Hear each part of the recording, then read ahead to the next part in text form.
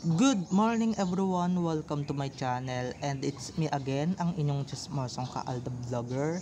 So gusto ko munang magpasalamat sa inyong lahat sa mga walang sawang tumatangkilik, nanonood, sumusuport at sumusubaybay ng mga content ko dito sa aking YT channel. So eto huwag ninyong babaktawan o lalaktawan tong ating content ngayong araw. I'm sure na hindi ninyo pagsisisihan na pinanood nyo to mula umpisa hanggang hulihan. And syempre,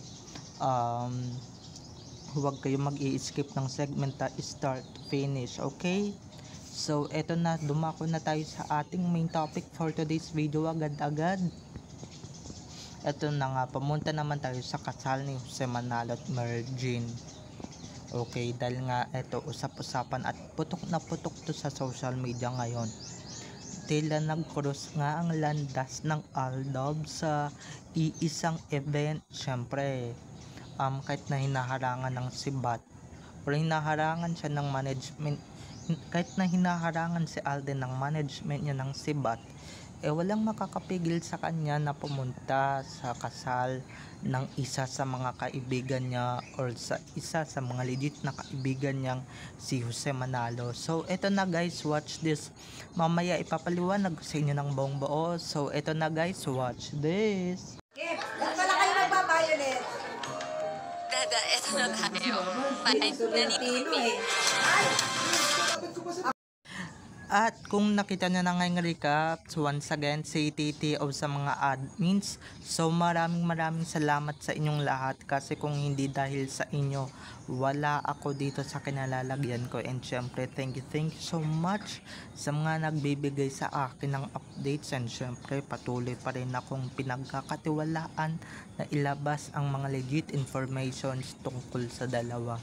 Naiintindihan ko pagka hindi ninyo gugustuhin na ilabas ko yung mga information na talagang medyo kahindik-hindik, and syempre ikamamatay ng mga basher.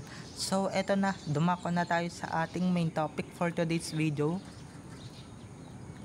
Like what I said earlier, before anything else, I just want to say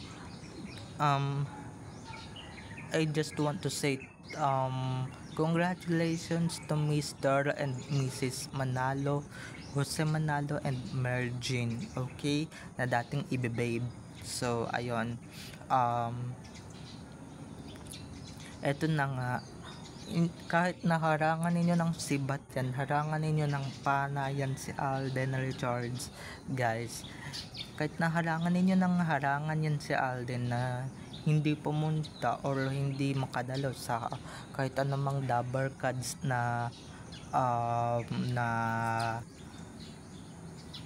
event, talagang susuway siya, 'di ba? Hindi na nga siya dumadalo sa Itbulaga, diyan na lang sa kasal ni Jose Manalo na talagang dati niyang kasamahan sa show. Na syempre, at eto pa, nakakahinday ka, talagang nakakaloka guys.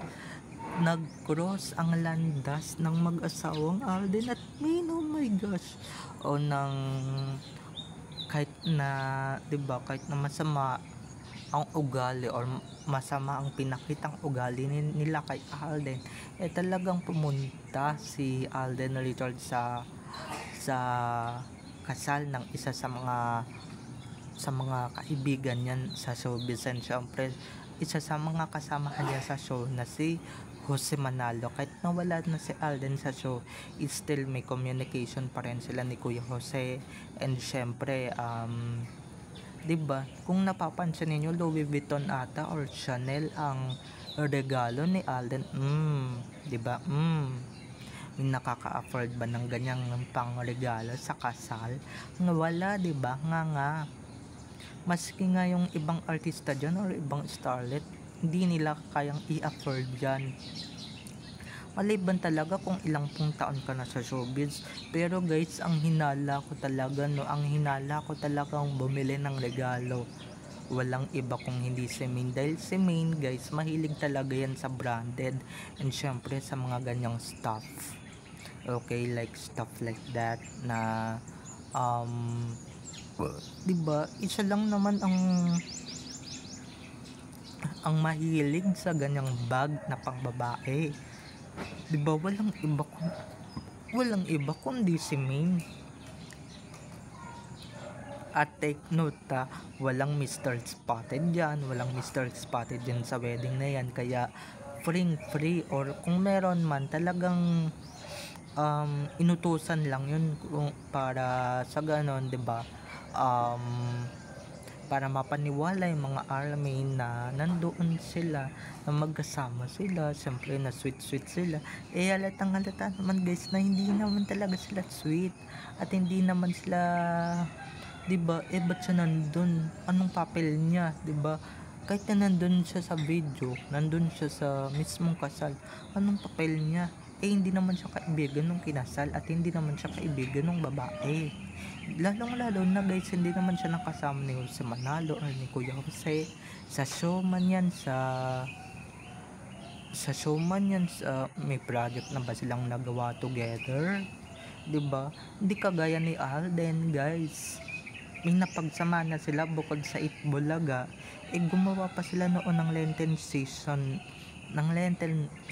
tuloy masasabi ko, season na ipinapalabas tuwing Holy Week, diba? Yung pinamagatang God Gave Me You, diba? At bukod dyan, magkasama na din sila sa Carlia serye. Kaya yan, malalim na talaga yung band nilang dalawa. Kaya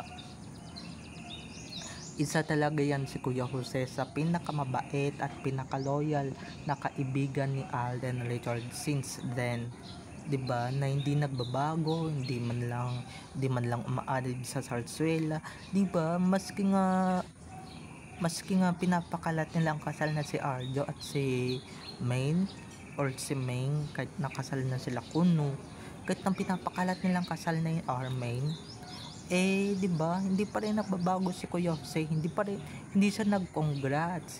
Hindi katulad nung baklang si King Kong or si Alan Kay na todo balimbing, palibhasa, 'di ba? Palibhasa, hindi niya kayang mawala ng trabaho, hindi niya kayang mawala ng pagkakakitaan kasi nga dami niyang pinapalamon sa bahay niya, 'di ba? Maski na si Paolo okay lang na mawala kasi nga aldab din naman yun si Kuya Pao, 'di ba? At 'di ba, aldab din naman yun si Kuya Pao. Pati naman si Kuya Wally, aldab din naman yan. Kaso guys, kailangan din naman nila talagang kailangan din naman nila sumunod sa utos at kailangan din naman nilang sumunod sa management. Kasi guys, pagka hindi sila sumunod sa management, ay nako, patay sila sa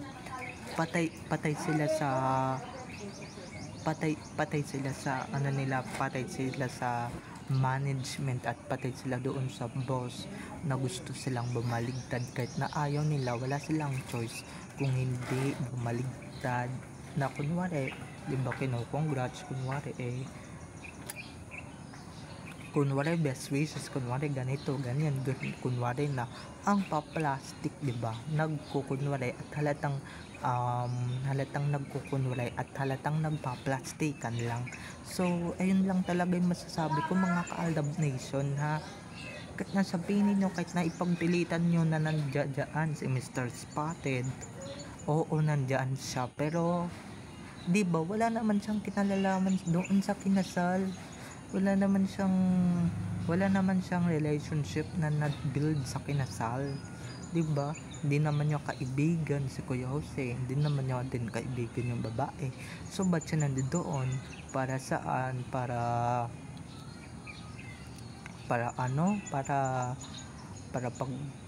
pag-slawsin si Alden, ganun ba? 'Di ba? Hindi yan magsaselo-selo. Alam niya na siya lang talagang nasa laman or nasa sa puso ni Maine at wala nang iba pa, 'di ba? Eto guys, real talk lang, kahit na nandoon si Mr. Spotted, mukha lang naman siyang katulong, mukha naman siyang basahan doon, yung suot niya mukhang basahan, hindi mukhang nakabarong or hindi mukhang desente, 'di ba? Hindi katulad ni Alden, nakatoksido, naka-Amerikana, pantalon, ayos na ayos ang aurahan ni Alden kasi kailangan niya magpagwapo kasi nga nandoon yung misis niya. Syempre hindi naman papayag si Alden na hindi mawala yung misis niya, no? Kung or hindi dadala yung misis niya or hindi man dumalo, 'di ba? Kasi nga nandun si Crown, baka mamaya magkabukuhan sila. Pinapaabot naman ni Maine ang gift niya kay Kuya Jose or yung gift nila ni Alden kay Kuya Jose at Mergin. Okay, so babay na mga ka-ADN. I hope you enjoyed this video.